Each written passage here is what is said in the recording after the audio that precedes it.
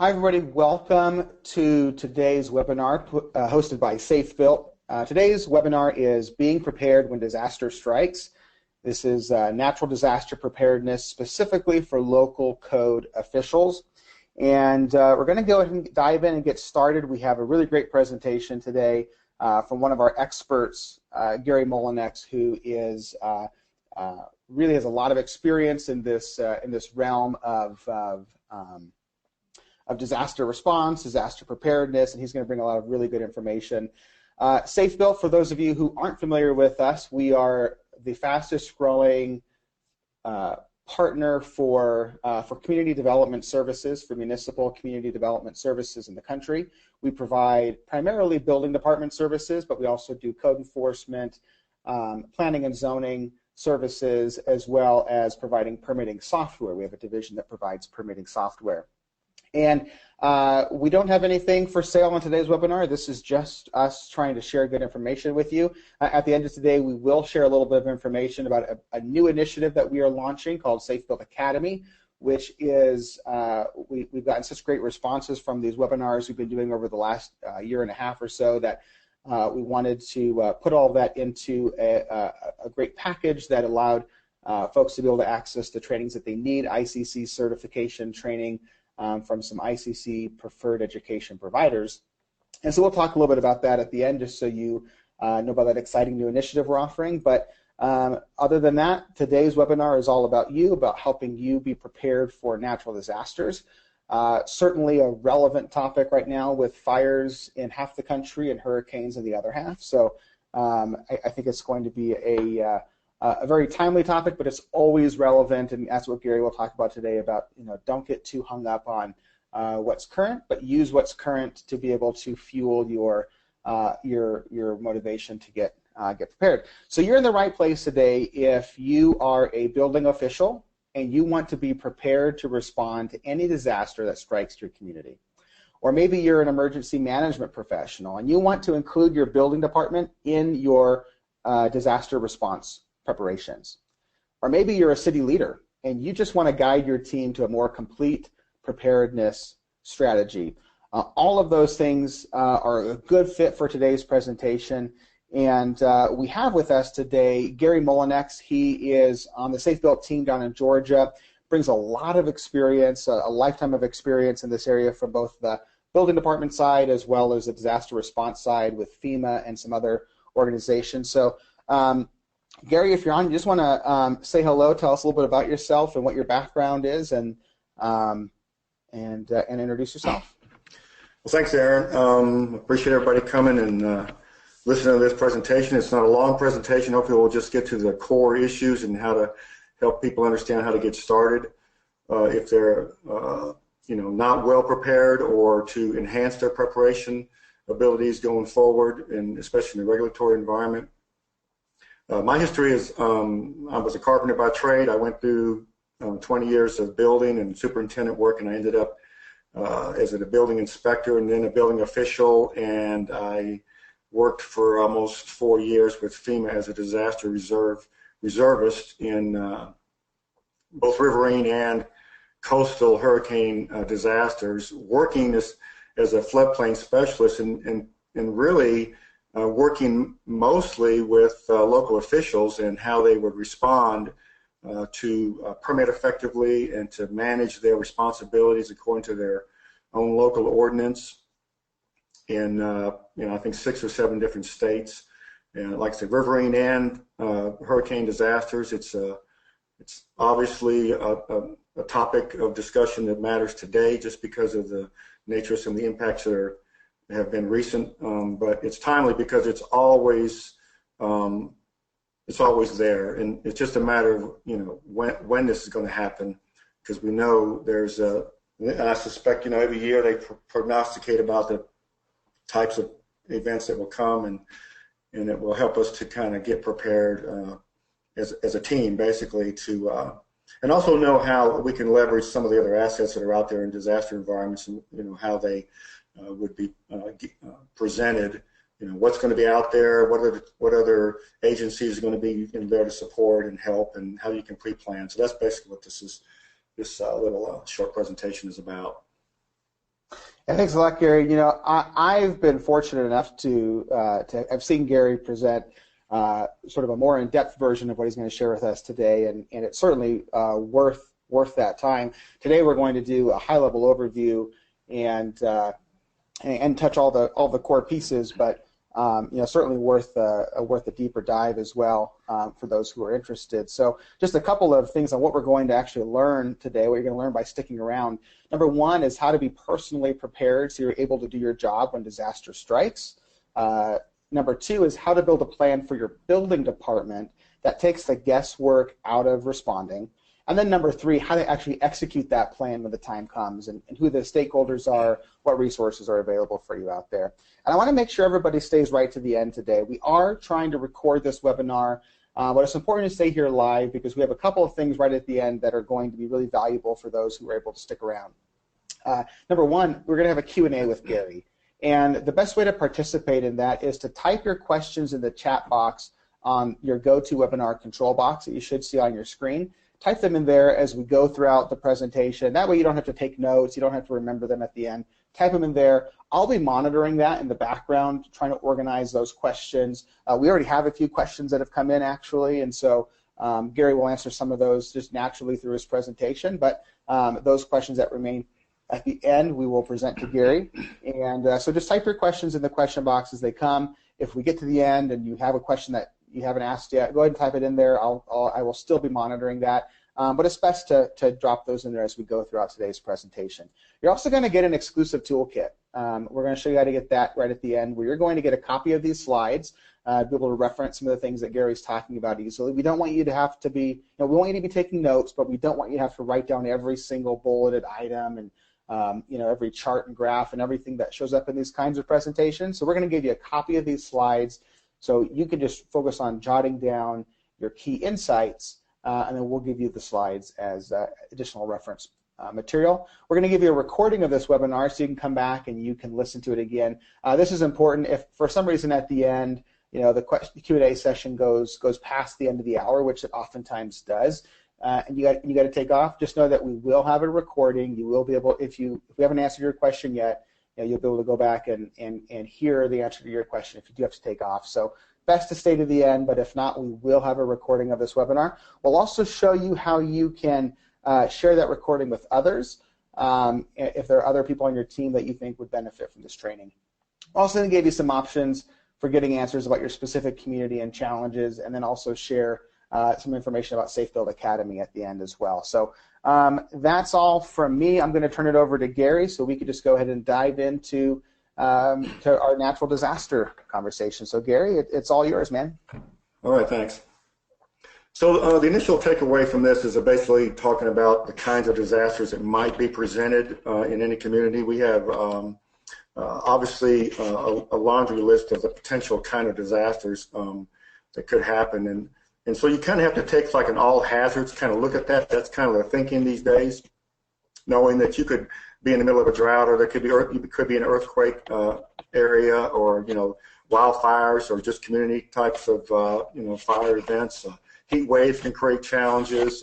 Obviously, hurricanes and landslides, are issues that are sort of regional at times, and especially wind and rain events. These are probably the most common kind of risks that are out there. Storms, obviously in the south, in Georgia, we have ice storms periodically, but they're not as challenging as ice dam kind of events that might happen up in the northern areas. The floods are really the ticket of, it's the most costly, the most devastating, the most life-threatening, and creates an environment where it represents almost 90% of the total losses from natural disaster events comes from damages associated with flooding, because there's so many sources of that. And it may be that there's an event that is localized, so that if you never get a disaster declaration from the federal government, you have to manage it all yourself. So this is pertinent because you have to plan for the small type of events and the very large type of events. There's mantra in FEMA that basically says all disasters start locally and they end locally as well. So this is part of that, issue of knowing what your risks are and making plans for it. So you have to hope for the best and plan for the worst. I know that even in these events that have happened of late, there's some people that were thought, we're going to get the major impact, and somehow or another that didn't happen. It sort of was like that in Georgia in a general sense. A few miles, literally a few tens of miles of one direction or the other makes all the difference in the world, whether it's a catastrophic event or if it's a marginal event, or if it's just and FEMA kind of categorizes events according to their severity, a classification from like 1 to 4. You can't be sure, and the prognostication for these kind of things is not as good as it should be. I don't know, that there's too many variables, I suppose. Computer modeling, you see how they try to deal with these 2, 3, 4, 5 day prognostications of where these events may be, if they have any understanding of how that may develop. But obviously it's not an exact science, and so you kind of have to plan. And sometimes, that creates a false sense of security for people who plan, execute, and then nothing happens. Next time they may not be as, vigilant. And that's a mistake. That's a common mistake that can be made. So understand it's probably going to happen at some point. Some kind of event will happen. It's not always somebody else. And that's another thing you need to be concerned about, that you have to make a plan. So having a plan has a whole wide range of benefits. Obviously, there's reduced risk to people and structures, and even in the built environment, the story goes commonly, what happens when we do our job?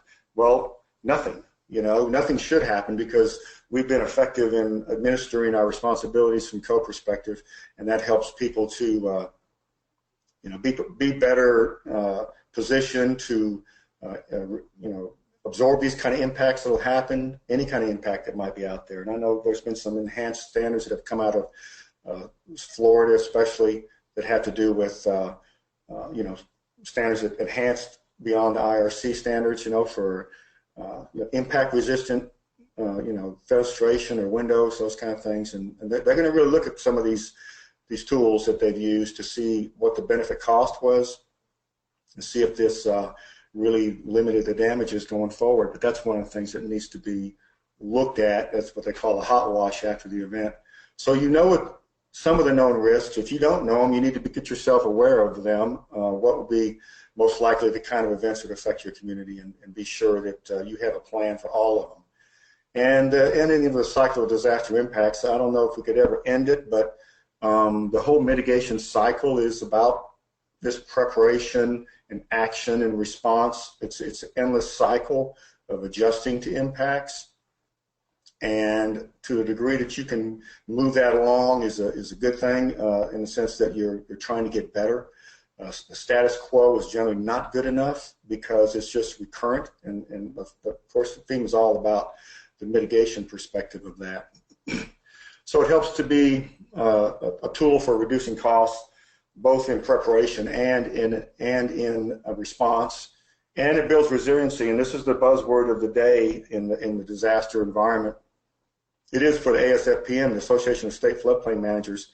Their whole mantra now is about resilience, and building stronger, safer communities, and actually, enhancing standards that go beyond the known regulatory standards. You really need to look at stronger rules and stronger tools to, sort of really try to mitigate these impacts, and not have so many people that are thrown into, total disarray in their life because, they lost everything that they own. It could be their house is gone. I mean, I've seen this in disasters. It's really a shock and awe kind of exposure to humanity, and it can be disturbing to see how people just suddenly have nothing. I mean, literally, sometimes they just walk away from it, and they have no identity, they have no home, and it's really tough. So this is going to help to support that.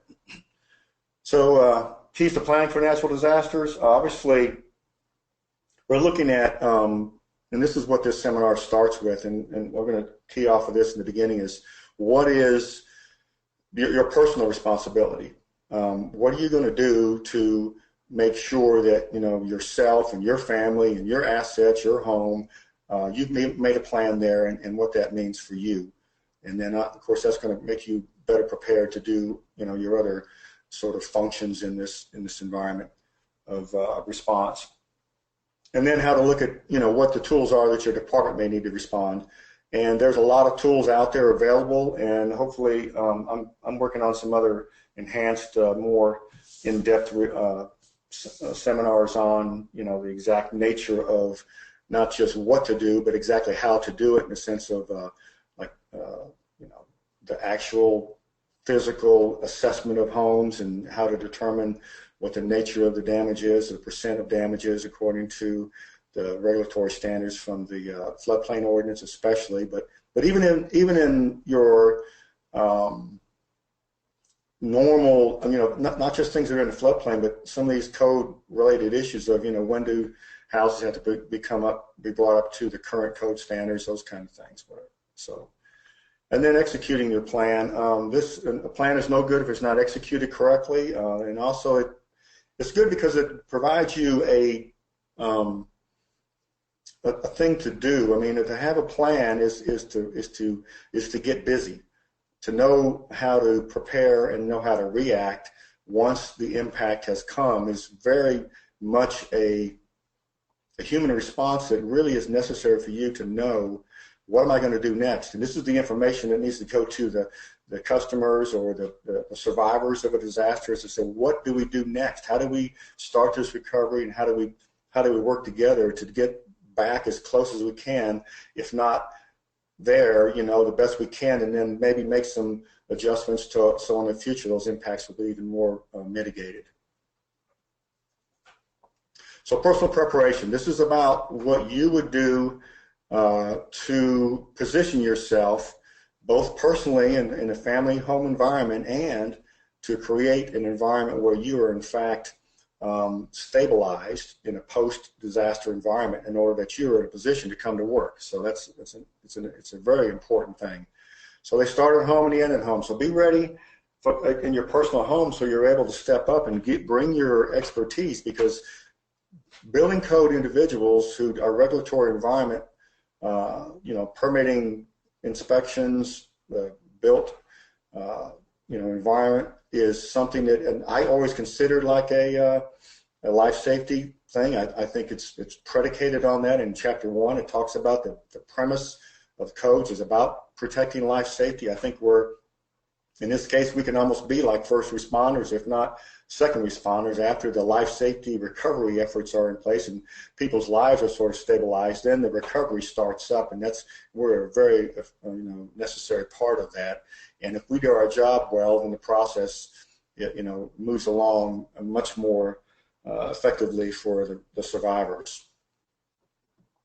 So make a family plan first, you know, and that's going to mean knowing what the disasters are that you may have to deal with. And so, you know, fires, obviously flooding. I mean, there's exposure for everyone. Everyone from the FEMA's perspective is either in a high hazard area or a low hazard area or a medium hazard area. They don't think anybody's not susceptible to flooding. It can happen. Their definition is if it comes from outside your house into your house, notwithstanding a tree fell through your roof, you are basically having a flood event. And the important thing for that is that your homeowners isn't going to cover it unless you have coverage, you know, through either the National Flood Insurance Program insurance for flooding, or if you have some supplemental type of insurance for that. So a lot of people, I suspect, in these last couple of major events are going to be really shocked by the fact that the federal response is not going to really be enough for them to get back where they started from, and lacking certain coverage. You know, they're going to be really they're going to really be in a bind. So knowing the safe areas in your home for each disaster.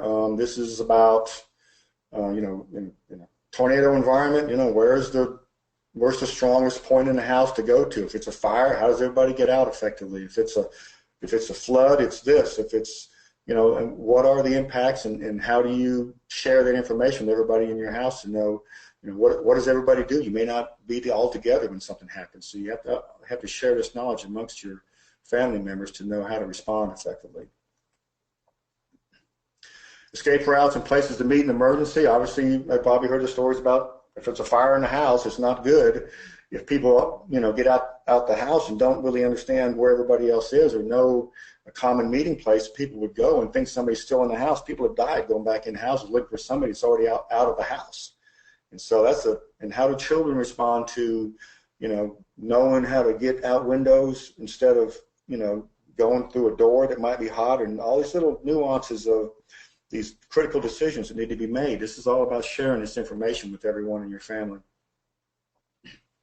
Having an out-of-state single point of contact, this can be important if you're separated by work environments or something comes up and you're not able to directly communicate effectively in your region. You may be able to get out information, and if you have a point of contact out of state, a relative or something like that, it's helpful. Then it just goes beyond your house too. If you have other people that are in your region, and everybody kind of has one point of contact so that everybody can know everybody's safe and secure.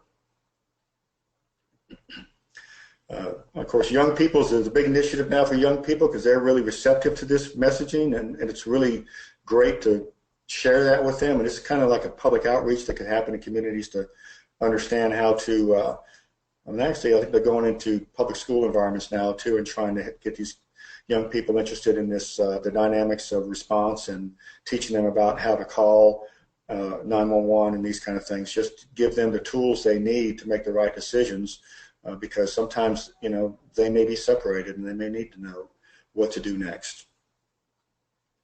Insurance, I don't sell insurance, never sold anything in my life, but I know insurance is an educated budget item. You have to know what your risks are and whether certain kinds of insurance make sense for you or not. Obviously, having flood insurance, if you know you're at some reasonable risk, it could be a very wise decision for you. Just don't be undereducated about it. There's going to be a lot of people that wish they'd bought it out of these last few big events that have happened. They're going to find out that for little or nothing, for literally $1 a day, they in what they call a preferred risk environment, they could have really, bounced back pretty cleanly if, in fact, they had that insurance. And of course, knowing about other forms of insurance in the sense of earthquake insurance, that's one thing that if you're in an earthquake area, that could be a critical, point of sort of education for yourself to know, well, if this happens and my homeowner's policy doesn't cover it, that may be something you need to look at and decide whether it makes sense for you economically to have that. And then take training. Obviously, it's out there. There's a whole lot of information on the web now. There's a whole lot of initiatives that are out there for both helping personal, citizens prepare. The ready.gov is out there that FEMA puts out that has a lot of information about lists and different protocols you have for preparing yourself, what kind of things. And even in the built environment, there's a lot of tools out there. A lot of initiatives are coming from states, from the sort of global perspective even, and counties and some cities too are, promoting this all, access information, sort of open sourcing this information. It's out there if you go hunt it. And of course, SAFEbuilt's really been concerned about that, and we're trying to put together some tools for that to that end as well. Ham radio devices. I put this in there because I've known some people before in disaster environments. If everything else fails, everything goes down. Landlines and cell towers and no power, everything. The only people that talk are people on ham radios. Police sometimes rely on ham radio operators. They actually have plans for these folks because sometimes their radios are very, they rely on generators, things like that, and they only have limited power for distance, that kind of thing. So communication can be a critical mass tool, and if you don't have the right kind of tools in place for it, you may be in the dark. And just to let you know, it's out there. So think about it. And they're a lot better technologically than they used to be. So just to let you know that that's something you may want to take a look at. So 14 days generally of preparation, of planning in your house will get you through statistically 96% of the known disaster emergencies. Obviously, the less days are, then the type of events that would impact you would in fact go up. I mean, if you don't have enough to manage 72 hours, which generally is what they tell you, hopefully you cannot, prepare for less than that and expect to have any plan at all. So, so having a long-range plan, and the longer it is, the more effective it's going to become. What do you do for these things that you need immediately in a disaster? So less than 72 hours is a plan to fail. I mean, if you don't have that, medication and a variety of things, we'll go over a couple of things. Ready.gov is publications. That's just I think that's the federal government's website. FEMA actually, does that. You can go there and see a whole lot of tools that you could use for that purpose. So a portable emergency kit, there's some things you just have to have. Critical issues, water, food, obviously. Better off, stuff that is, not sensitive to, being refrigerated, obviously, dry food and plenty of water, access to water. It's something you should have on hand or be able to get to it or know how to purify water if you need to. Flashlights and radios, batteries, obviously, first aid kits, different personal items that you'd need, keys and cash. You may have a problem with credit cards or something like that. So there should be a reasonable amount of cash to be able to function. And obviously your medications that you might need. And obviously that's the big issue now for dealing with pets.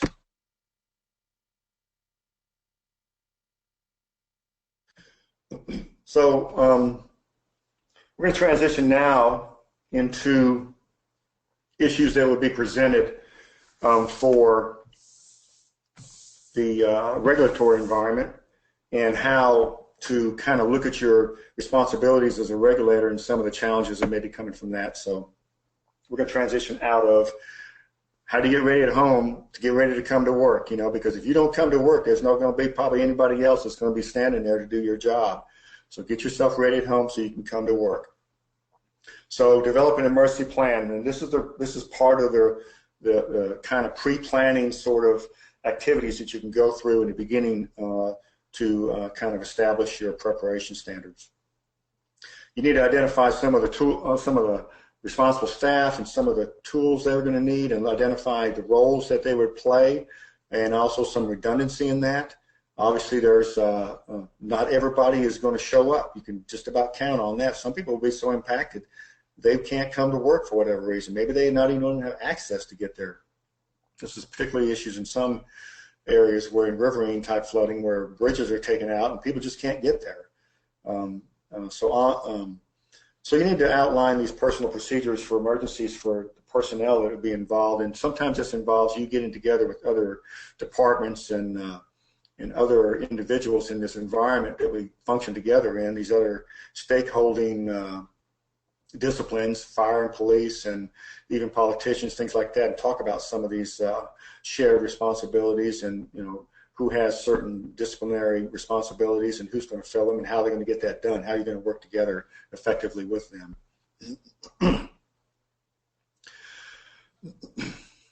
So go to the next slide.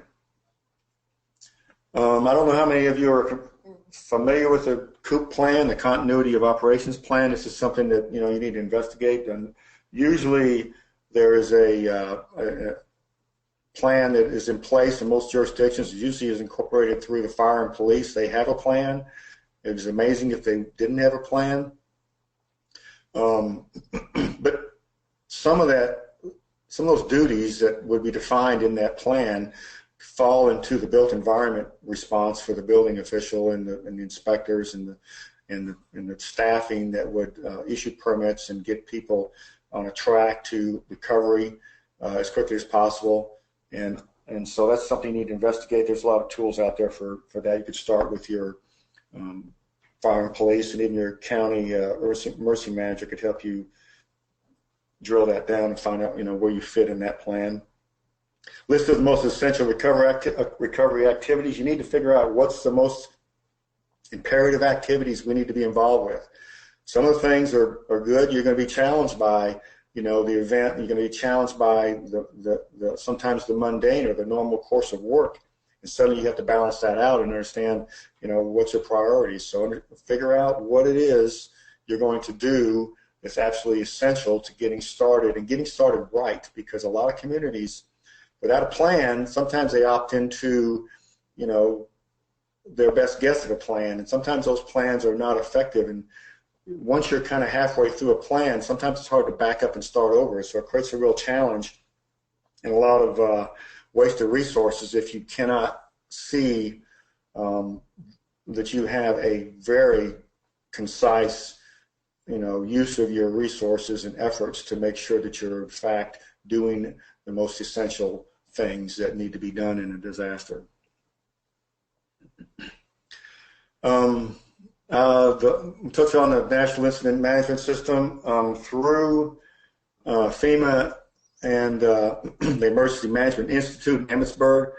There is a self-study program available. If you're not familiar with this, you can go to their website.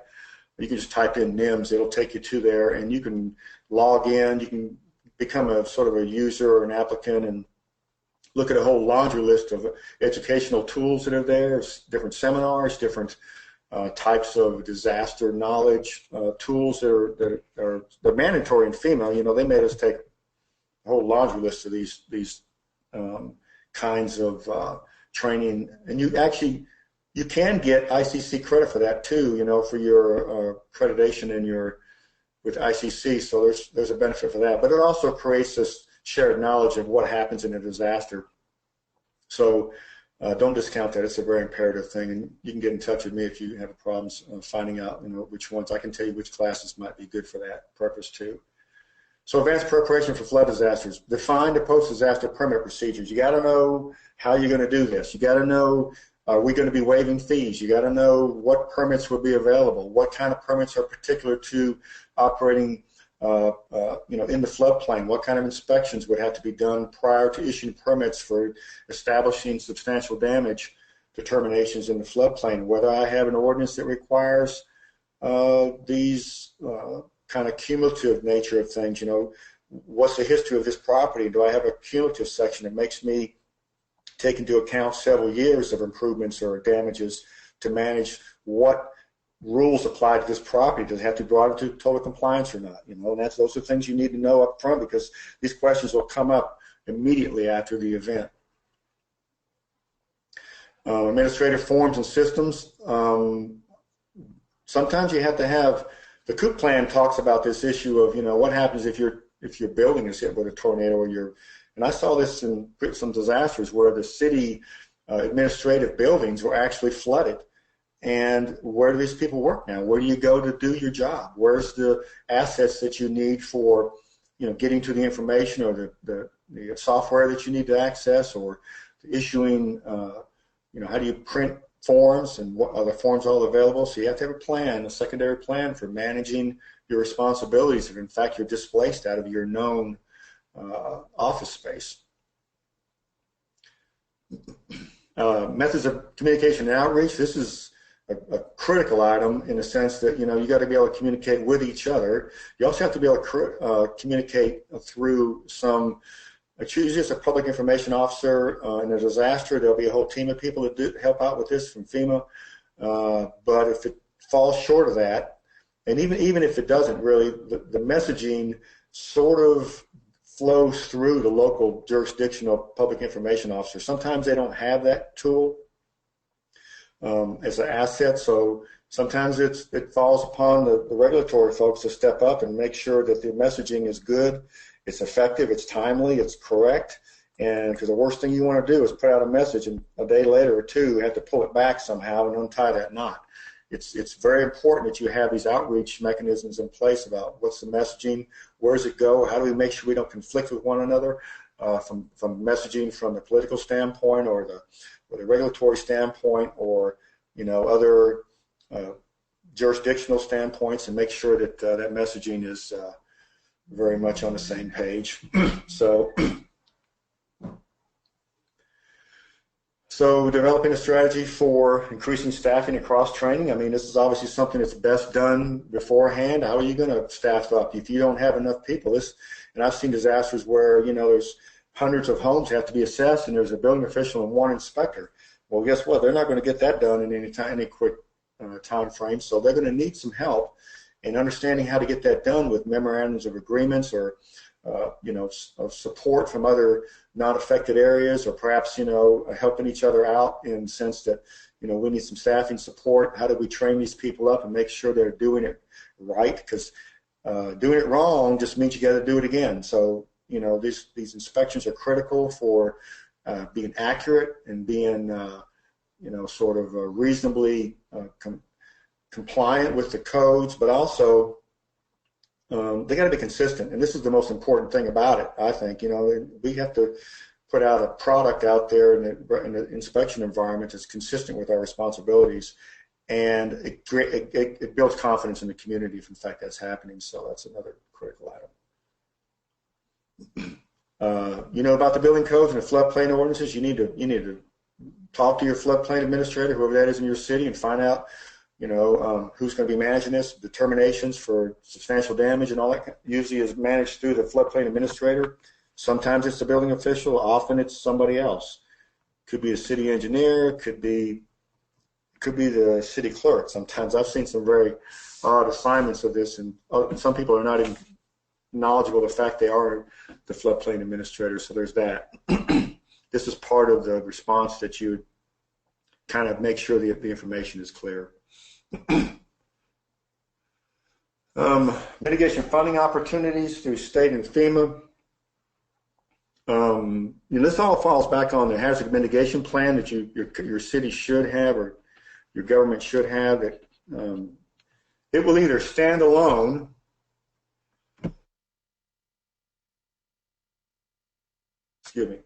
or it'll be processed through a county plan. And it's not unusual for these plans to be piggybacked off the county plans as hazard mitigation plans. But in that plan, there's some tools in there that help you prepare yourself and position yourself for these funding opportunities, like hazard mitigation grant programs, different kind of what they call acquisition programs, to locate properties. And in a disaster, there'll be a whole team of people that will do this. It's usually kind of slow to start, but they get at it reasonably within about 6 to 8 weeks they start up. So if properties are going to be looked at for acquisition, to take them out of future risk and actually try to make the property owners whole, there's a program for that. And there's a lot of money that is in disasters that is available for that process. You need to know what that's about and know how those funding opportunities are set up. So you need to get some kind of knowledge of this process, knowledge how to become an expert in this, and how to respond in real time, because it's going to be exceptionally challenging, and there's not going to be a lot of people that are going to have a plan. Hopefully you will. And so knowing how to process information and gather information, how to put it where it needs to be, that's going to position you better for some of these programs' availability too. Documenting cost of program emergency responses. It's important to know the extra things that you do. There can be some credit for that. We don't have time to talk about that, but it's important for you to keep a log of what happens and what assets you have, and keep a clear protocol and SOP, a procedure in place for being safe, both with inspectors, how to behave in the field, how to operate in the field. There's a lot of information about that that's available through FEMA, through the substantial damage estimator reference guide. It talks about a lot of these things. So, the last thing you want to have is somebody get hurt in a disaster environment, going into dangerous buildings, or you know, how to handle irate customers in the field, because believe me, there are going to be some irate customers in the field. They're not going to be happy with what's happening because they're very frustrated, and sometimes it's even worse than that. And you need to participate in the public messaging. This is not just a side sort of issue here, because sometimes people put out messaging that sort of speaks on your behalf. You know, make sure on the front end that everything is kind of double checked through you before some other agency or some other individual within the stakeholder team, whatever, sort of makes a promise you can't keep, or something happens that, you know, burdens you in such a way that, you know, you have to go out there and make and undo that. It's very problematic, I can tell you, to have mixed messaging. So own your part of it. So accessing, assessing damages and documenting damages, this is the real issue for floodplain management, in the sense of doing your inspections to determine whether a building is substantially damaged to the point where it needs to be brought into complete compliance with the ordinance, and such that it may need to be elevated, or any number of other construction standards that would apply. And I do about a 3.5-hour thing just on this one bullet item right here, and how to actually physically do this. But also issuing permits in a reasonable time. Nothing's worse for a survivor than to go to building department and hear, we can't issue you a permit. So knowing where the buildings are that are damaged, that are in the floodplain, they have to be specifically assessed for substantial damage determinations, and then separating those from the other properties that are not in the floodplain is imperative, because those properties, you can issue those permits virtually on the spot, because the regulatory standards just come out of the IRC. But if you have some enhanced responsibility to establish, you know, percent damages based on your floodplain ordinance, then, you know, it may take a little more time, and you need to focus on both of those. But I've seen some real problems with this before, where communities just held up everyone's permit, in my opinion, unreasonably. I mean, nothing I could say. I was working with FEMA at the time, and FEMA doesn't really step in and take control. We were invited in. We came in. We helped where we could. If you don't want the help, all you got to do is say no, and they move on to the next town. That's how that generally works. So just know that, you know, that there has to be permits issued in a reasonable format, and sometimes, you know, you specifically have to pull some out, take some more time with them, obviously, but not the ones that are not otherwise regulated in the floodplain. So get a plan, follow your plan, and be consistent with it, you know, and also share your plan. Let other people know what you're going to be doing. Let them know that this is going to be the role you're going to take, and what kind of other help you may have available, or, you know, whether the other team members, how are you going to, you know, bring in these other assets to help you, you know, help the survivors. So the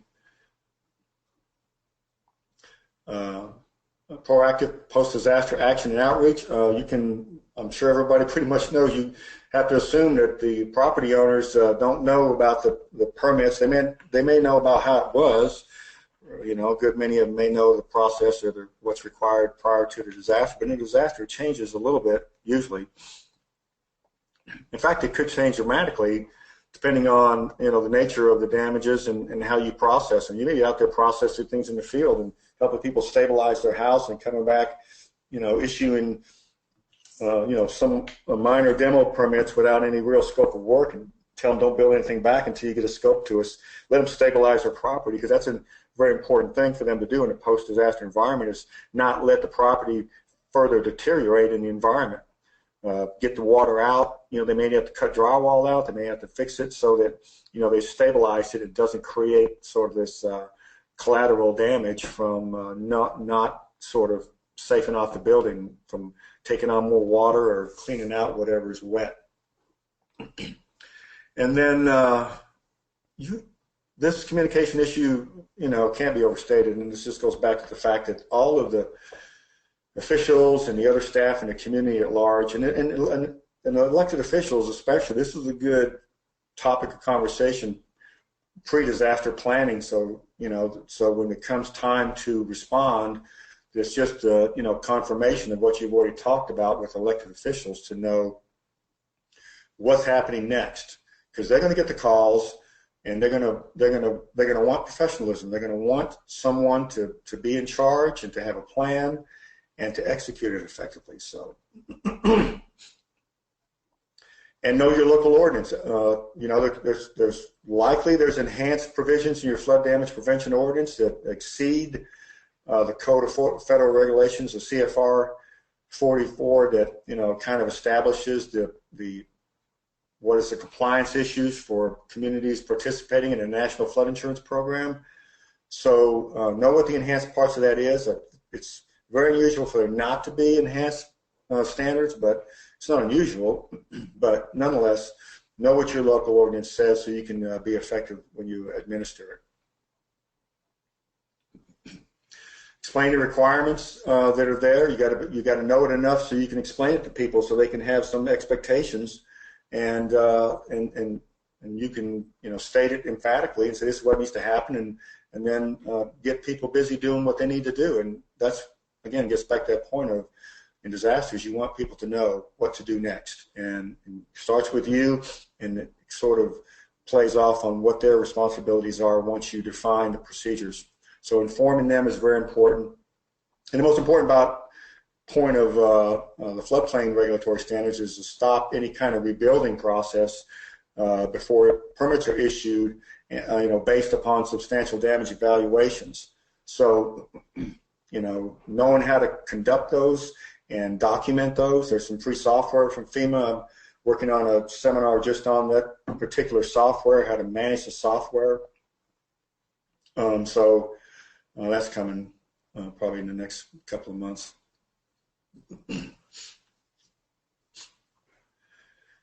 So lessons learned. There's always this sort of response from a mitigation perspective, a look at opportunity that's created by disasters to increase risk awareness. I fully believe that based on what happened in a recent the Texas flood event, that the folks in Florida that were on the heels of that saw that and responded in ways that they may not have been so compliant with, based on what emergency managers told them, having just seen the total devastation in another state. And so this is part of that risk awareness and opportunity for messaging, whatever that's out there. Implementing better designs, it needs to be enhanced designs. That's really an imperative issue. And being able to explain and apply the code provisions and encourage resilient design, that, again, gets back to enhanced provisions. It's not a hard thing to sell some enhancements because the benefit cost for it is so documentable. In fact, FEMA has a thing for every dollar they spend on mitigation, $4 are saved, and that's been documented. So these kind of enhancements are in fact very beneficial to the community as a whole. So preparation equals resiliency, and these losses are mitigated. They're lessened. The impacts are not as great in the sense that you plan for the known risks, and you basically have an expectation that it's bad and these weather events are extreme, but to the degree that you can kind of see a window of recovery that is not just completely devastated, in a sense that I've seen places that don't get built back because they're so destroyed. So focusing on resilient planning, and this is there are some good tools out there. You can just Google resilient disaster planning, and you can find all kinds of white papers and discussions and policies that are created now. And also, I would, if you're not a CFM or certified floodplain manager, I would recommend that. I mean, obviously there's a state organizations usually to function and have conferences once a year. There's a national organization, the ASFPM, that has a national conference once a year. So these are just tools of you can network your assets, you can network your knowledge, and you can also talk to a lot of other people that have a lot of good information to share. Keeps you connected.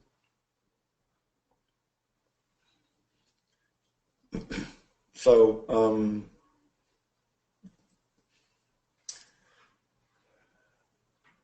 this is just another response to, don't be blindsided by these events. I mean, some of them are so catastrophic it's hard to plan for everything, obviously. But my history of disasters, what I've seen is the most effective thing that can be done is a good plan well executed. It may not be a perfect plan. It may not be something that gets people back where they started from. But even a person who's lost everything, what they want to know, and I've seen this, is what do I do next? What happens next? And the last thing you want to say is, I don't know. You want to be able to tell not only the people that are inside your organization, but the people that are mostly affected by these disaster events, okay, what's happening now? What kind of assets are going to be brought to bear? Who's going to be coming and asking questions? And what kind of information do you need to have to give to them? And when you get that information, what do you do with it? There's a lot of information to be gathered that can be disseminated in the community. Does everybody in the community know they can buy flood insurance? Well, maybe not. Let them have the information they need so they can make educated decisions about whether that's a good plan for them. Having a plan at home, obviously.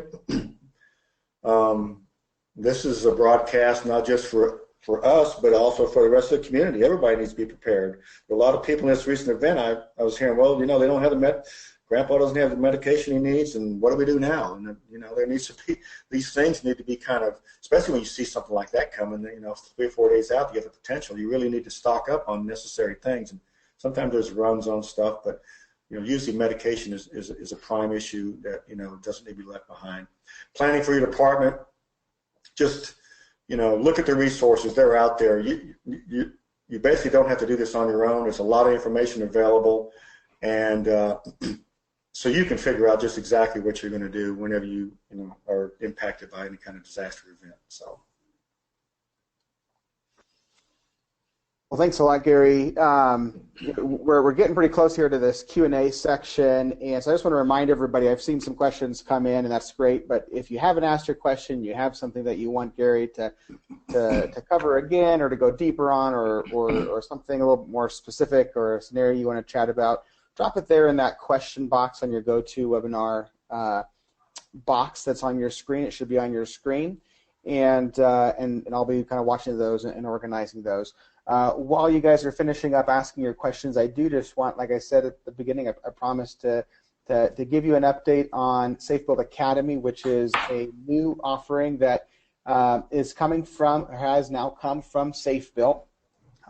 And the reason we did this is because we have had such great response to these webinars, these free webinars, and these free trainings that we've been doing over the last year and a half. And people keep asking us for more. They have great ideas for what they want to be able to see. And we have a lot of folks who are looking for ways to get their continuing education credits, to get their ICC certifications earned and maintained. And so we wanted to pull together a way to do that leveraged the 25 years of experience that we have as a company in the building department space, especially.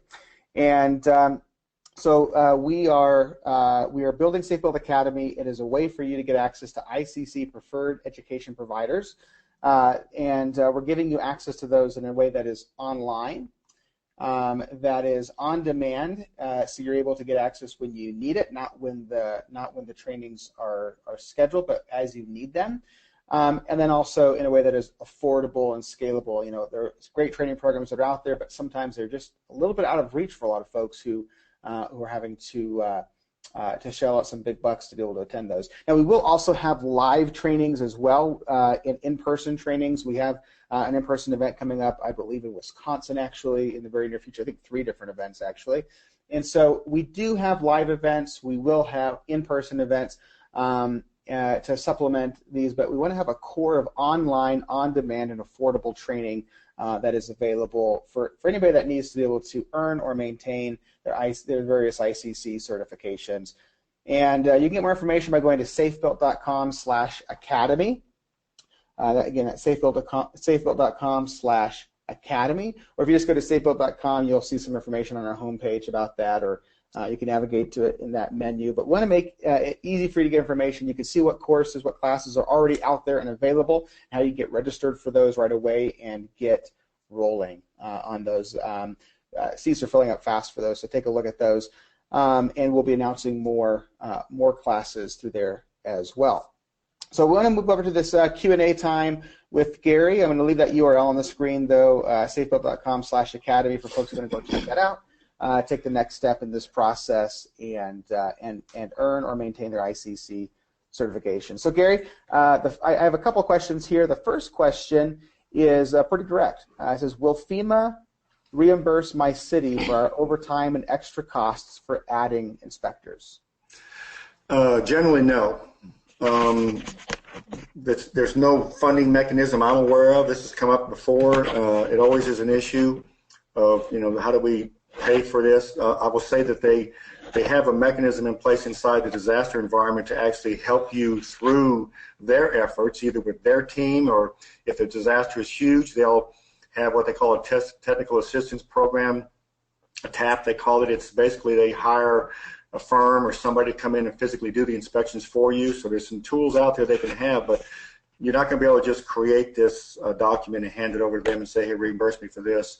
You can, there are some in-kind services issues that you can get credit for, like I kind of alluded to about keeping documents clear, about what your efforts have been above and beyond your normal.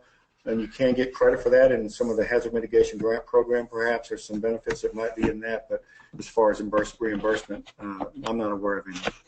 Okay, very good. I have a question here about from Pete. Says, what do you think is a reasonable time to issue a building permit after a disaster? Well, obviously, if you have no reason to hold up a permit, it would be like anything else. Once you have the scope of work that you need, based on your local responsibilities as far as your calamity process, I would do it immediately. I would service as soon as it's practical. Because you're going to have. It's better to start early as this stuff starts coming in, because some people will be a little bit time before they actually can come in and ask for it. So that you can get this process rolling better, you have to. So knowing which properties are actually in the floodplain and being able to handle them specifically based on the flood damage ordinance, that's something a little bit different. But again, you probably would have to go out and do the physical assessment yourself to determine the percent damages to know whether the building had to be brought up to full compliance or whether you could just issue a permit and let them sort of reestablish it the same way that it was prior to the disaster. Gotcha. And a good example of this was several years ago, SAFEbuilt responded to a tornado that passed through Windsor, Colorado, which is one of our oldest communities that we serve in Colorado. And we managed their building department, and we had mobile permitting stations that were out in the affected areas, immediately reviewing, approving, and providing documentation for permit requests right away, making it easy for residents. And I think that made a huge difference in the way that the local government was perceived through that disaster response, and also the speed and the speed at which the community was able to rebuild, and also just helped alleviate some of the additional frustrations. And people are already frustrated and have a lot of anxiety around just responding to those disasters. So having something like that in place, I think, made a big difference there. And one point on that I would make a suggestion about is a lot of times fees end up being waived in disasters for a variety of reasons. That's not uncommon. It's not necessary, but it's something usually happens. But what you have to decide about what that's going to happen. But make sure your public messaging doesn't include that, because if you put that out there that permits or fees are being waived, half the population will assume they don't have to get permits.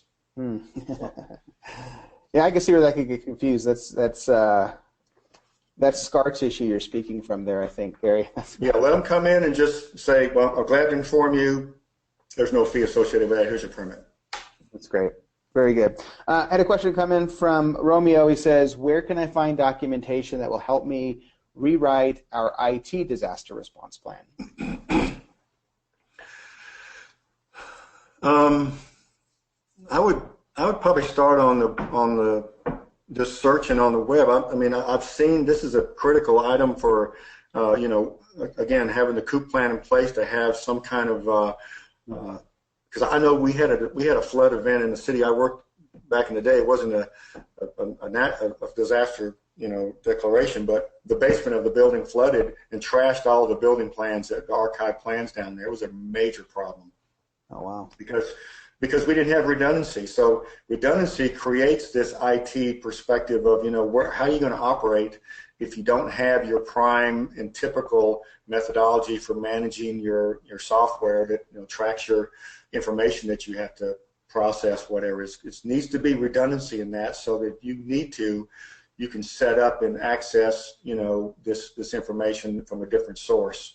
So I would start with your IT manager as far as what they have in place for redundancy inside the system that you work in. And if you don't get a lot of help there, I would probably just go on and talk to some other communities, whatever, and again, leverage some of the information that comes from other people that are getting it done right, and take the best plan and present it to your community and see if you can't get it implemented. Sometimes it takes funding, which is an issue if you talk about redundancy, things like that. They want to know how much it's going to cost, but there are ways to get that done, and it's best to have a plan before about it. Yeah, and that's great. I think you touched on touching base with your IT team, and I think I've seen that in my past as well, where a lot of times if IT has a disaster response plan, and they generally drop different systems that they manage into tiers. The tiers are which systems are critical that need to be up and running through a disaster and immediately after a disaster with minimal downtime, and then you go down to systems that need to be up and running within a week of the disaster. But IT generally only includes systems that they are managing, and a lot of times we see that some of these building departments have systems that are not managed directly by IT, or that they're using outside partners for, and to make sure that those are included in that disaster planning by your IT team is critical. Helping them understand that some of your systems are critical and that you need to be up and running immediately after a disaster strikes, I think is important. So we are at the end of our time. We do have a few more questions here. Gary, if you're game, I'm game to stick around for a few more minutes and answer questions. I know that some folks have other things going on, and we want to thank everybody for attending today. We are going to record the rest of these questions, so if you do have to take off, we will have a recording of these. And as promised, we will also send all of you who are sticking around here. If you take off now, we will still make sure you get a copy of these slides, copy of the recording, a way to invite others to attend this as well. So you won't be losing anything by taking off here. But do go to safebuilt.com/academy to sign up for additional, a little bit more in-depth courses, ICC certified instructors teaching these courses, continuing education credits, and all that good stuff. More information is there, safebuilt.com/academy. So Gary, I have a few more questions here if you still have a few minutes with me. Okay. Here's one I have. How do I identify properties in my city that have previous flood insurance losses? It's best to get, there's some documents that are available, what they call the REP loss. It's the national tool software database that the FEMA keeps. It's based on the National Flood Insurance Program data. Usually it can be had through the county emergency manager, and if not, sometimes you can reach out to the region, and in the southeast it'd be Region 4. That database is usually part of the community rating system requirements too. You could, if you're part of that, there may be requirements for you to actually have this database. So you need to have a knowledge of all the buildings in your community that are actually in the floodplain, whether they've had previous damage or not. But this database that is managed by FEMA will give you some historical data about that, and you basically have to go and ask for it. Okay, that sounds good. Looks like Eric asked, what happens if you make mistakes with permitting for properties in the floodplain? It depends on the nature of it. I mean, obviously, you got to pick a path to compliance and try and find ways to mitigate that error. If telling somebody, giving somebody a permit, and then going back about 3 or 4 weeks later and say, oh, by the way, that building should have been raised up 3 foot off the ground. That's a major problem. Those are the kind of mistakes that are really problematic for homeowners. When they've already started and you gave them a permit, that's kind of a major problem. That's why it's important to be as the best you can right in the beginning and know how to make those calls. FEMA, has protocols for doing community assistance visits. These are like audits of your processes, and they will come down and basically audit you. If you are not being effective in your administration of your ordinance, they can put you on probation. They can suspend you. The community fund the NFIP, which means they can attach extra fees to flood insurance policies, and in the worst case scenario, they can boot you out of the flood insurance program, in which case all the policies are, can't be renewed. That's a real problem. That doesn't happen very often. It's politically not something that generally happens. They usually work through issues with communities and try and find solutions. They are obviously solution orientated, and so they usually try and find mitigating activities and things like that to kind of look at the issues and try and find corrections. So they usually work with you on there. They have to. Okay. Looks like another question we have here. When will other agencies show up to help with the recovery and rebuilding task? Normally, it takes about 8 to 10 days for a declaration typically. I know in these last current events that have happened just recently, that these are kind of preemptive declarations based on the massive scale they anticipated. Counties are basically declared. That's what they do. They declare counties for individual assistance and public assistance. So public assistance funds about infrastructure, and individual assistance about people and their impacts. So normally, sometime within 2 weeks, there's an outreach effort by the flood insurance program. It has to do with floodplain specialists to make contact with communities and ask them what kind of damages they had, what kind of assets they would need, if they are understaffed, what kind of training they might. They'll come out and ask these questions. It's called a community assistance contact, and to the best of your ability, if you are up to speed on these issues about what the impacts were, how many houses were flooded, how many you think are substantially damaged, and all these little points of clarity about what the impacts were in your community, that's great information that they can use. And to the communities that have this kind of up and running, when they show up and ask the questions, because they'll survey every city and county in the declared areas and ask them what they need, and usually they'll go back and assess that. So it could be some time. It could be a month before assets are in your community from the federal government. My history with that is that's kind of typical. So best to get started on what you can and look at some shared MOAs, agreements between other jurisdictions to help you get started right. FEMA will be there if it's catastrophic, like in Hurricane Sandy. I managed a large team of people doing substantial damage determinations. We did 8,000 properties, but we had like almost 30 people doing it, two-person teams doing this, and methodically went through every house that was flooded and determined whether it was substantially damaged or not. And so that's part of the expectation, but those community assistance assets, like technical assistance programs where they come in and physically do that, those things take weeks to implement because it's contractual. It's all got to be agreed upon, and even in the beginning, there's a incident action plan that has to be approved by the jurisdictions and from the state level to determine what FEMA will physically be doing in the disaster. They have to agree to that. Sometimes those agreements have to be negotiated because they're not always agreed upon when they're first put on the table. So there's that can delay that response. So the answer is you got to get started on what you can and expect someone to be in touch with you within a week or two after they get stabilized from the sort of rescue environment. Once the rescue environment is stabilized and utilities start to, react to how you get power back up or establish, protections for people that have to be moved into shelters and stabilize the human element of it, then they'll start on the recovery process. It'll take a couple of weeks probably. Gotcha. Okay. And unless anybody else has any more questions, I have one last question, and that is, who is my first point of contact outside of my city to coordinate my disaster preparation plans? I would start with your county emergency manager.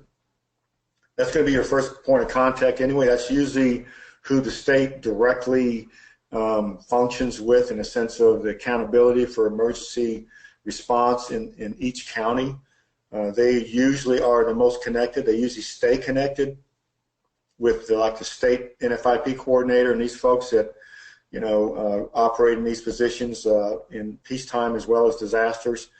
So that's probably where I would start, and I would create this opportunity to create a dialogue with these folks, before the disaster happens. It just gets you familiar with who they are, what they do, how to reach them, what kind of information they're going to be giving and providing to you, and it's just a great relationship to have.